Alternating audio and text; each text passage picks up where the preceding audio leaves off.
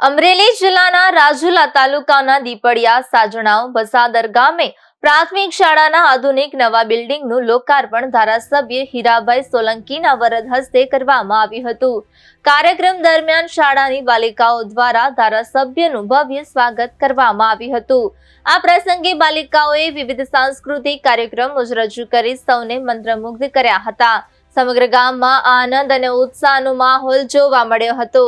કાર્યક્રમમાં ઉપસ્થિત રહેલા અગ્રણીઓમાં પૂર્વ તાલુકા પ્રમુખ વકુલભાઈ બોસ, ખરીદ વેચાણ સંઘના પ્રમુખ રમેશભાઈ ડોબરિયા, દીપડિયા ગામના સરપંચ પ્રેમજી શિયાળ, વાવેરા ગામના સરપંચ અશોક સાખટ, બરફટાણા ગામના સરપંચ કનુભાઈ કામડિયા, સરપંચ એસોસિએશનના પ્રમુખ, તાલુકા સભ્યના પ્રતિનિધિ, પત્રકાર એસોસિએશનના સૌરાષ્ટ્ર ઝોનના પ્રમુખ, એસએમસી અધ્યક્ષ આચાર્ય તેમજ શિક્ષણ મંડળ અને આંગણવાડી વર્કર સહિત મોટી સંખ્યામાં ગ્રામજનો હાજર રહ્યા હતા।